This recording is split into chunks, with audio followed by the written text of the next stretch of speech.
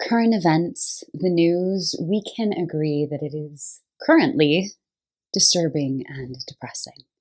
And I feel called to offer a little bit of love and support and perspective for you in this video today. May this information and these tips, tricks, ideas help you cope with a little bit more grace and ease. I'm a holistic mental health coach, and so we're going to look at this from a body, mind, soul perspective, starting with the mind, because the way that we perceive the world and events really shapes our experience of them. It shapes our reality. And by doing a mindset makeover, changing our perspective, sometimes we can really change the way that we experience things. So we'll talk about the mental realm, the way we see events, and then we are going to talk about the physical realm, feeling deeply and moving things through our body, having energy work practices to support us, and taking action. And I promise you, there will be plenty of soul support for you along the way. Let's get started. Mindset makeover. Let's talk about Earth as a realm, a dimension in which we humans currently live. I do astrology. I'm an astrologer, and I incorporate that into my sessions and my perception of the world and life and the way it is to be humaning here. And we are living in these giant epic cycles. This year, from an astrological perspective, we have a bunch of the big hitting major outer planets that define cycles that are 10 years, 15 years, 20 years long that have changed signs. It's an epic year when it comes to energies evolving. And we have Neptune, which is the planet of spirituality, and Saturn, which is the 3D tangible world, limits reality. The two of them are right on the cusp of Pisces, Aries. And if you don't understand astrology, that's totally fine. What I can tell you is that two of the big planets that define social movements have gone from the end to the beginning and are going back and forth over that Pisces, Aries axis. And when we talk about endings and beginnings, that is where the polarity of planet Earth comes into play. Because we live in a place that is not sun all the time. It is not light, bright, shining, easy all the time. Earth is a really difficult place. And I don't know why my soul chose to incarnate this round as Amber here in 2025 and I'm living these things. But I really trust that I chose the moment in time that was just right for me to be here. And I know that your soul, your very wise, deep soul, the piece of you that is connected to lifetimes beyond just this one, that piece of you chose to come now because there are things that you need to learn now, and there are ways that you are meant to contribute and be part of this ending, beginning transition, along with all of the rest of us. The universe doesn't make mistakes. And so it's really disturbing to see when there is massive destruction and chaos happening. But the beauty of that, if we zoom out from the individual suffering, because I get that if we think about the humans, the animals, the lives, the pain of what is happening in the microcosm, it is extremely disturbing. It's tragic. I completely agree with you. And I'm not going to say like, oh, it's just fine, because it's not. We're living a moment of massive destruction. But that destruction is what paves the way for a new cycle. In Hindu mythology, there is a trinity, 3 gods. And whether or not you believe in different gods, I do think that all of these gods represent divine energies. Having a trilogy or a trinity of gods is something that you see repeated in various different religions around the world. And when things repeat over and over and over again, I always go, that's a sign to me that it's a universal truth, that it's bigger than one religion. It's something that we as humans just know in our hearts. And so it manifests in different ways all over the globe throughout the cycles of time. In the Hindu mythology, the Hindu traditions, religions, there's this trinity of gods, Brahma, Vishnu, and Shiva, and they maintain the balance of the universe. Brahma is the creator. And we love creation energy. We love it when brand new plants are born and flowers bloom and creation's awesome. And then we have Vishnu, and he is the protector, the sustainer. And we love that too. We love it when our bank accounts are full and everything feels cushy and easy and nice, and we can just protect those that we love. It's like that mama lion energy. I love that. It's yummy. And then there's Shiva, and Shiva's the tough one because he's the destroyer. But we need destruction in order to make room for creation. If there was only creation, things would get really messy. I mean, if there were only babies born and no one ever died, we would have some problems on this planet. Like, part of the natural cycle of things is that things must die so that new things can arrive. And even think about the way that you were born. Our birthing process is a crazy process full of destruction. Like, birth is bloody and difficult. It's a struggle. It's a life and death struggle for us beings, earth beings, to get out of the womb and be here. A seed cracking open, like seeds have to come completely apart and be destroyed in order for a baby plant to grow out. What about the butterfly? The butterfly has to literally turn to mush. Being a caterpillar, the caterpillar completely goes away, turns to mush. And then the butterfly has to have a life and death struggle to get out of the cocoon, to actually birth into this beautiful being, right? We have cycles, natural cycles of day and night. It isn't just daytime. It's day and nighttime. And depending on where you live in the season and this and that, it's more or less equal, right? That's the earth dimension. Every year we have winter, the death season, spring, the birthing season, summer, thriving. We all love summer. It's delicious, but it's only 1/4 of the whole cycle. And then there's autumn, the decline, and winter, the death, spring, the birthing, summer, the flourishing, autumn, the declining, winter, the death, over and over and over and over and over again. And so when we are in these moments where there is historical, worldwide, gigantic, outer planet movement kind of change, it can feel very disturbing because we have to live through and watch the destruction.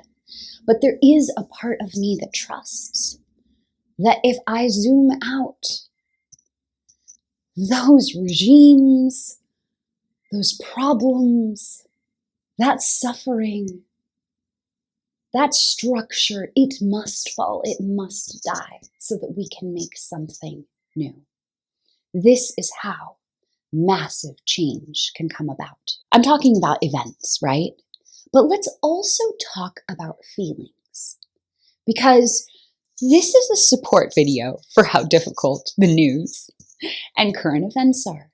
It's okay for you to look at that destruction and go, this is awful, and feel sad and feel disturbed. We live in this society that exalts and promotes happy all the time. Everything needs to be great, needs to be good for us to be okay. I got raised that way. In my home, if you weren't happy all the time, there was something wrong with you. And that's how, at 12 years old, I got put on antidepressants. and benzos and mood stabilizers because my moods and my feelings were far too big for the structure, the familial structure that I was living within, right? The only thing that was tolerated was happy all the time. And I couldn't maintain that. Most of us can't. So let's throw that into the galactic center as a bunch of hooey. Happy all the time is a myth. Our feelings, our internal world, is as rich and deep as this planet, this dimension in which we are living. Our feelings, our moods cycle through day and night. We have monthly 30-day cycles in which there's a full moon, the peak of energy, and a new moon, when the moon is completely silent and dark, and it's time to go in and face our internal world, right? We are not meant to be sunshine, outgoing, happy all the time. That's absolutely ridiculous. And so, my friend, if you are feeling deep movement in the depths of your being, in the night of the emotional spectrum, of this polarity, happy and sad are not actually different things. It is the same spectrum, the same vibration. They're just at opposite ends of the pole. You cannot have one without the other being possible. And so what we are really going for is not happy all the time. It is feeling deeply, because that's living deeply. That's existing in fullness, the way humans are meant to exist and the way humans truly thrive. Because in order for you to grow, you must touch the winter. If you try and stay stuck in summer all the time, you will be stuck. You've got to go through all the cycles to grow and evolve, like all the other things, the natural things in the earth realm. If you've got a body, you are an earth being, and these laws apply to you. So, we've just established that it's inevitable that you're going to feel difficult things sometimes, and they can easily be triggered by these massive destruction cycles in which we are living. So what do you do with those difficult emotions? First of all, acknowledge that they're there. You don't need to be gaslighting your own self. Our world, our modern society does a great job of that for us. Let's just be real about what is real. So start by just saying, oh my God, I'm upset. And be with that. What does it feel like to be upset? What's that reality in your world, in your body?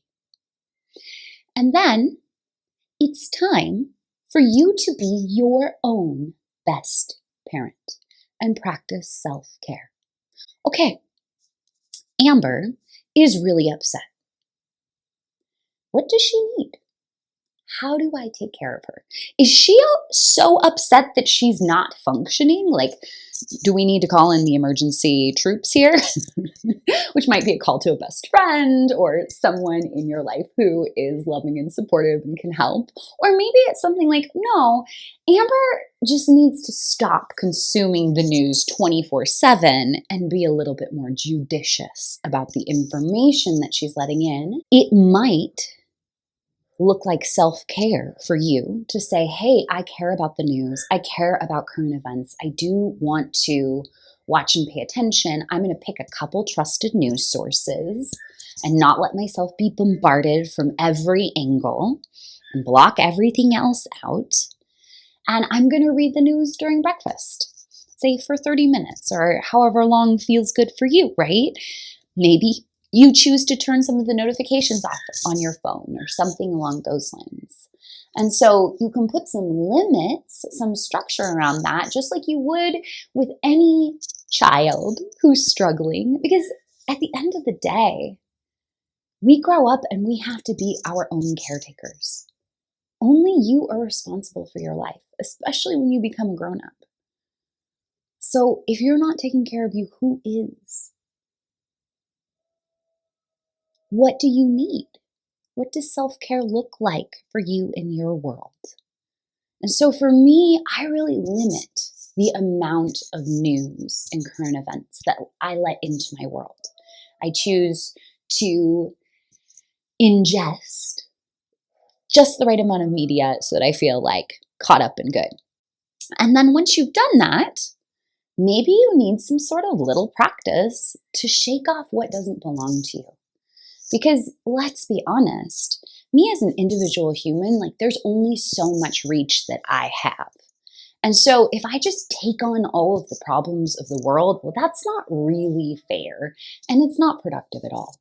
So maybe you read the news and you go, okay, I'm going to contemplate some of these things and I'm going to let a lot of it go. How do we let things go? Our three greatest tools are breath, movement, and voice. And so maybe you just like read the news and then you do your little shake, a little shoo, shoo, shoo. Maybe a little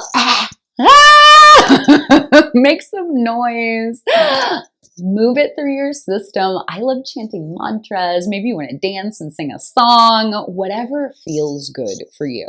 Like, did you see that? I moved and it immediately lightened the energy of my entire being. And that is 100% available to you too.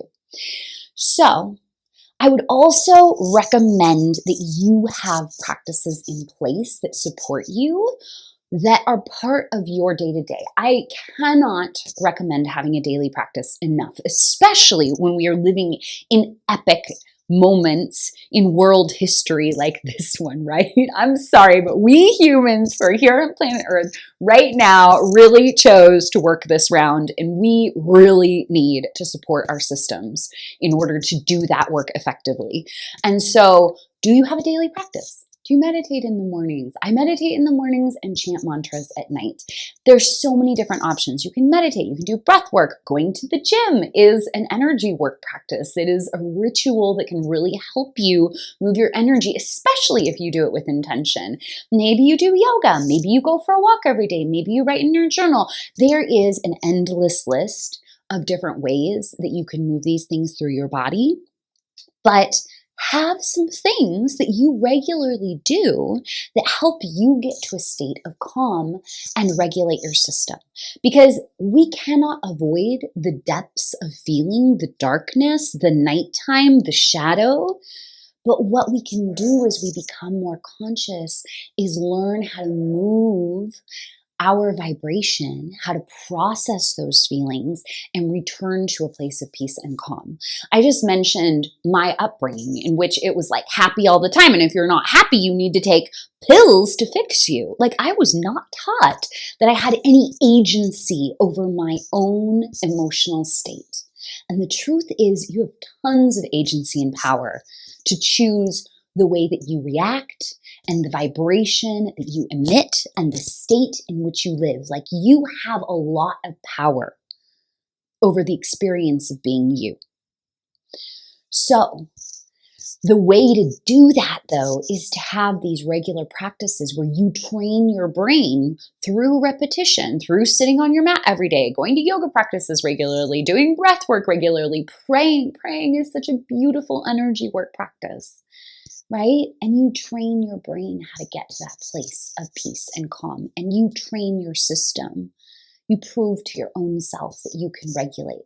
And even if you are really upset, you are capable of still being okay and moving through it. Finally, can you let those big emotions like rage and anger and frustration and disturbance spark a fire of action inside of you? Because yes, a lot of this stuff is way bigger than me, than Amber. It's very far out of my control. But I can make a supportive YouTube video. Like that's a little something that I can do. And I can look around in my nucleus, in my small sphere, And maybe there are some things that I can do.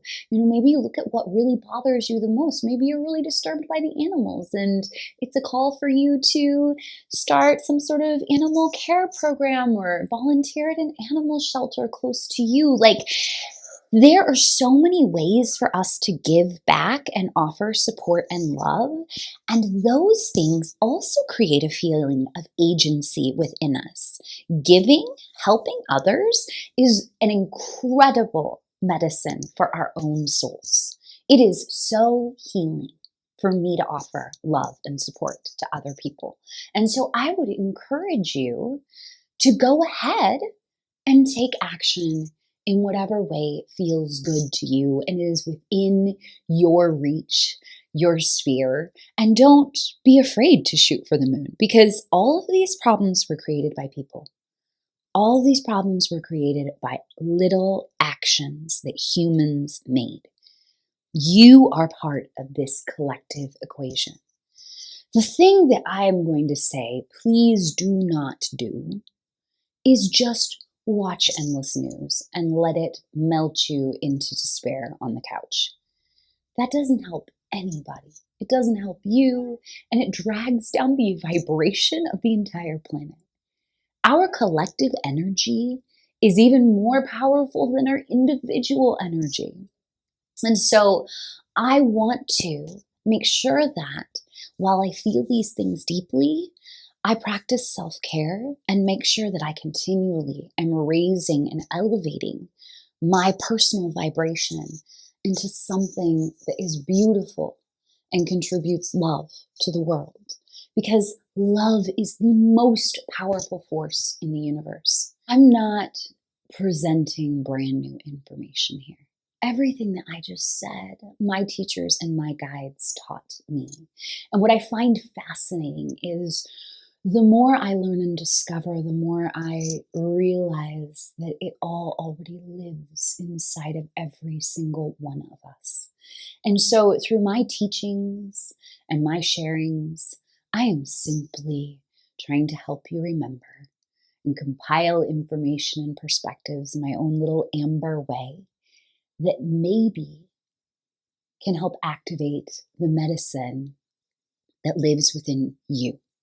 Every single one of us came equipped with the exact medicine, healing balm, powers, magical abilities that we need to do the growth and evolution that we came to this planet to do. Your soul is so wise. I just gave you a ton of information, and I invite you to let whatever resonated stick. That was the awakening that you needed today. And it's absolutely perfect, as is all of this giant mess. It's not human perfect. I don't get it. But I do trust that it's divine perfect. And that brings me great comfort. And I hope that all of this brought you at least a little bit of comfort too. Thank you so, so much for being here with me. Thank you for listening. Drop questions in the comments. I would love to hear what you think. Thank you. Thank you.